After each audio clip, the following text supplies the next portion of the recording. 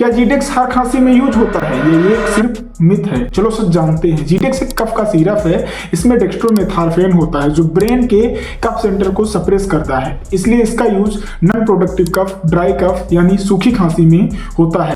इसे आमतौर पर एडल्ट में 5 से 10 ml दिन में 2 से 3 बार दिया जाता है। ये म्यूकस को रिमूव नहीं करता, इस वजह से वेट कफ यानी गीली खांसी, प्रोडक्टिव कफ में इसका यूज नहीं किया जाता है। इसके कुछ कॉमन साइड इफेक्ट भी हैं, जैसे ड्रॉसीनेस, डिजीनेस या नोजिया।